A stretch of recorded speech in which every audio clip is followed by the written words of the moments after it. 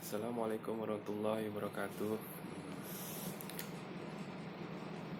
Pertama-tama, saya akan menerangkan tentang bagaimana dan apa itu dari pasar monopoli.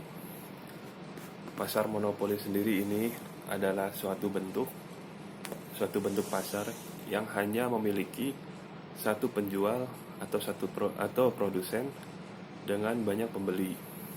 Orang yang melakukan monopoli terhadap suatu pasar tersebut sebagai monopolis karena hanya ada satu penjual di pasar, maka monopolis bertindak sebagai penentu harga atau price maker.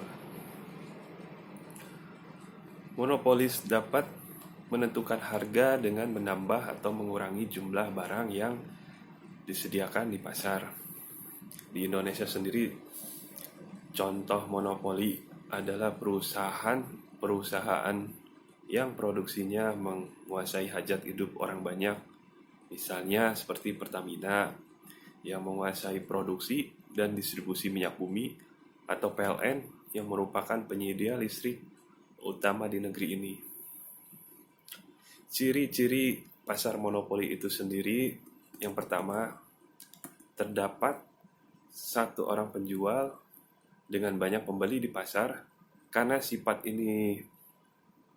sifatnya ini pembeli tidak dapat beralih ke penjual lain meskipun merasa dirugikan dengan harga yang ditetapkan.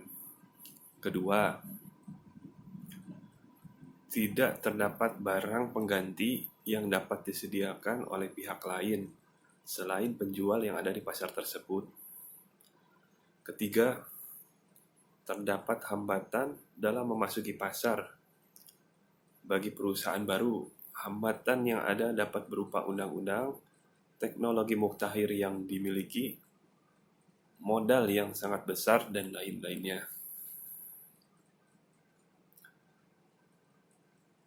Keempat, penjualan pasar monopoli dapat menentukan harga sesuai keinginannya karena tidak tersedianya barang substitusi dekat dari barang yang dijual.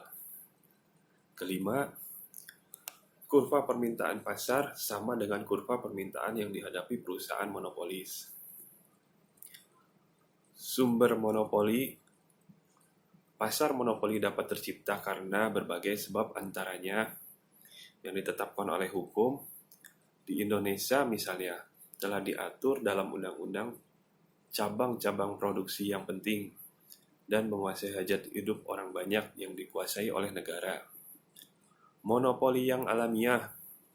Monopoli yang tercipta dengan sendirinya karena pasar yang ada tidak efisien, tidak menampung lebih dari satu penjual. Monopoli dengan lisensi tercipta karena adanya pihak yang mendaftarkan hak paten, hak cipta atau hak atas kekayaan intelektual lainnya. Kelebihan dari pasar monopoli ada beberapa.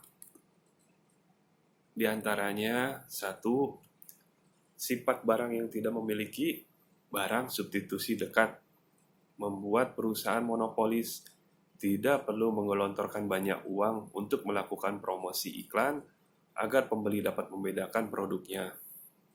Dua, pada monopoli secara alamiah, tambahan penjual justru akan membuat produk tidak dapat mencapai skala ekonomi atau economies of scale, sehingga monopoli justru akan meningkatkan efisiensi dalam berproduksi.